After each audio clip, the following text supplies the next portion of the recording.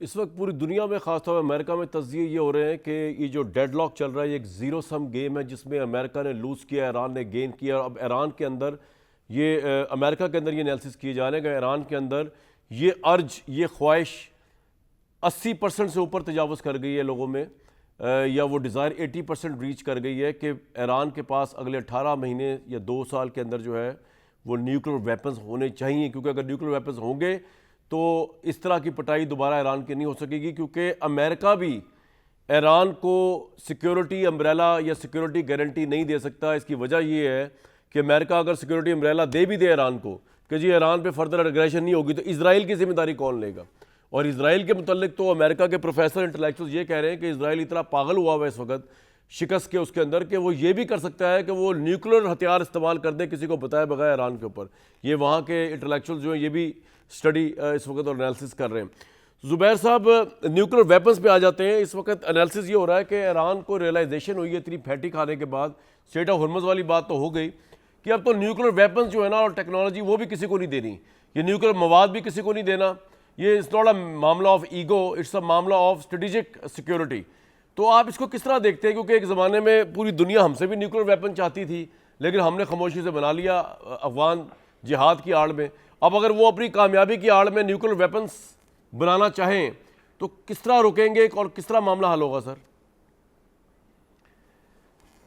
कामरान, आपके साथ मैं लास्ट टाइम जब प्रोग्राम में था तो इस पर मेरा मौक़िफ़ उस वक़्त भी यही था, शुरू से यही है कि ईरान को उसी तरह से राइट है न्यूक्लियर जाने का जैसे पाकिस्तान को था। पाकिस्तान को जेन्युइन एक थ्रेट इंडिया से हमेशा से रहा है और पाकिस्तान उसका ज़ाहिर है, पाकिस्तान कहता है कि इट इज़ इंडिया स्पेसिफिक, हम कोई दूसरे ममालिक के लिए तो नहीं। अगर हम ये चीज़ को कैसे इग्नोर कर सकते हैं कि Iran faces threat from Israel? Israel के लिए कौन सा मुस्लिम मुल्क है एक भी जो थ्रेट है? Iran is the threat.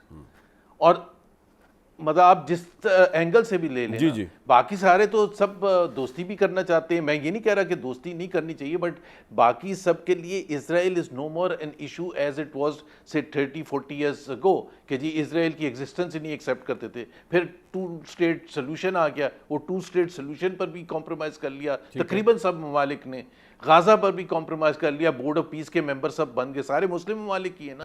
So Israel से Iran has a genuine threat from Israel.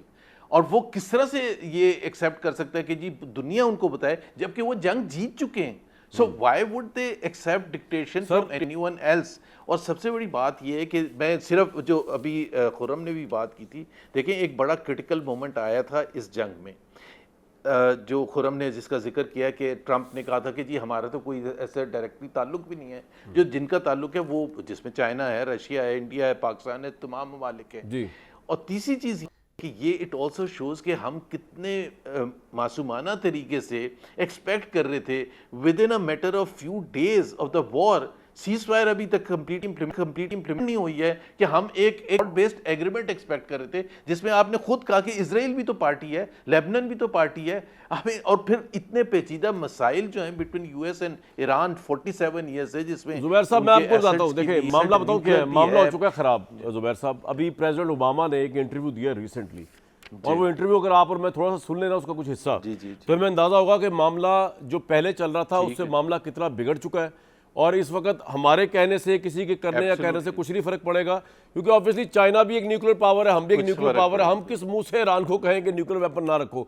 मतलब ये जो कहा जा रहा है कि ईरान के पास न्यूक्लियर वेपन नहीं होना चाहिए, वो सिर्फ इजराइल की सिक्योरिटी पॉइंट ऑफ व्यू से कहा जा रहा है ना, कि जी क्योंकि इजराइल की सिक्योरिटी को प्रोटेक्ट करना है, तो why should Iran be bothered about it? They should give a damn about it. जिस तरह हमें कहा जा रहा था कि न्यूक्लियर वेपन ना रखो, हम सोच रहे थे कि यार इंडिया इतना बड़ा खतरा है हमारे लिए, दुनिया तो हमारी हेल्प के लिए ना 65 में आई ना 71 में आई, बल्कि उल्टा अमेरिका ने 65 में वो जो वेपन्स हमें अमेरिका के एग्रीमेंट्स के थ्रू मिले हुए थे हमें सीटो सेंटो के जरिए, अमेरिका ने वही पूछ लिया आपने क्यों इस्तेमाल किए इंडिया के खिलाफ।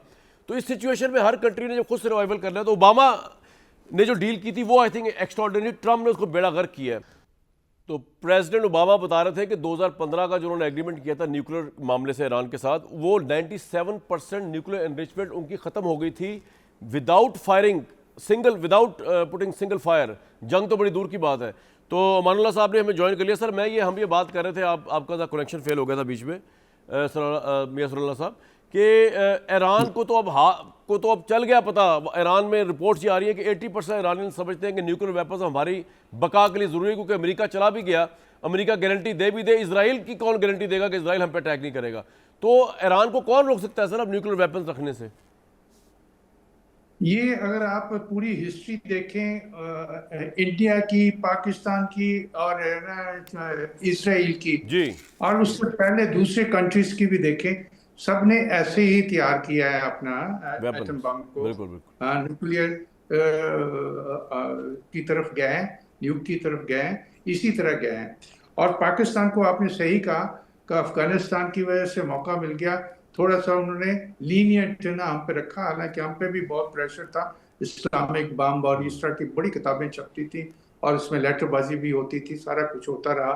और चाइना के भी बहुत ज़्यादा अपने ईरान के भी उस जमाने के बहुत ज़्यादा वो हैं, किताबें लिखी गई हैं कि उन पे इतनी गहरी नज़र क्यों रखी गई, और उन्होंने पाकिस्तान के साथ अपने आप को कंपेयर किया था। जुबैर साहब, मैंने आपको ओबामा का भी सुनवाया, मैंने आपको न्यूक्लियर का भी बताया। न्यूक्लियर बैलेंस ऑफ पावर तो जनाब अब हर कंट्री जिसको इजराइल जैसी या इंडिया जैसी कंट्री से खतरा हो, उसके लिए आई थिंक ज़रूरी बन जाता है। फिर क्या करें हम, जो भी कहते रहे कि नहीं होना चाहिए, नहीं होना चाहिए, नहीं होना चाहिए। जुबैर साहब जी देखें, आपने ओबामा का इंटरव्यू सुनाया और बिल्कुल वो सच बात कर रहे थे। उसके अलावा जो इंटरनेशनल एटॉमिक एनर्जी कमीशन है, उसने कंफर्म किया कि जी उनकी कैपेबिलिटी नहीं थी जब हमला किया गया है। उसके अलावा ट्रंप और उनकी टीम ने खुद इसका जिक्र किया, जब जून में लास्ट ईयर अटैक किया था ट्रंप ने, तो उन्होंने कहा we have obliterated completely and permanently, ये उनके अल्फाज थे। जी। और फिर उसके अलावा जो यूएस इंटेलिजेंस के जो कांग्रेशनल हियरिंग में उनसे जब ये सवाल पूछा उनके मेंबर्स ने कि जी इस वक्त क्या आपकी क्या रिपोर्ट थी प्रेसिडेंट ट्रंप को कि वो क्या ईरान उस कैपेबिलिटी पर था, तो उन्होंने बिल्कुल वाजे किया कि हमारी रिपोर्ट में ये क्लियर था।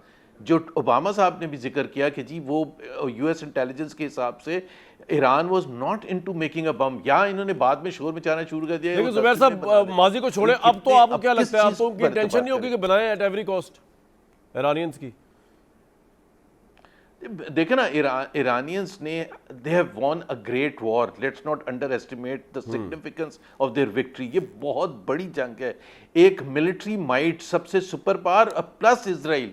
ये दो, इजराइल को हम जितना भी हम दुश्मन समझें या हेट करें, बट इसमें तो कोई शक नहीं है उनकी जो मिलिट्री कैपेसिटी है वो बहुत बड़ी है। उन दोनों के हमले के बावजूद उन्होंने सर्वाइव किया है and they have come out Victus. वो जिस तरह बड़ा अच्छा आपने इंट्रो में ये कहा था कि एक अमेरिकन उसने कि वो चाहते तो ये है कि वो निकले कैसे, अनलेस वो जाके ट्रंप ये कहें कि जी हम हार गए। I think the best course for president Trump is to simply fade out from this thing and let China and other countries work as far as Strait of Hormuz। आप ये कह रहे हैं, बिल्कुल ठीक है, आपका ये पॉइंट आ गया, लेकिन मैं आपको दूसरी चीज जी अब वक्त की किल्लत है जुबैर साहब, आज की बेस्ट वीडियो दिखाना चाह रहा हूँ आपको और ऑडियंस को। आज की बेस्ट वीडियो डोनाल्ड ट्रंप जब चाइना के प्रेसिडेंट के साथ खड़े हुए थे और बहुत से लोग जो सवाल उनसे पूछे गए उसमें उनकी बोलती बंद हो गई।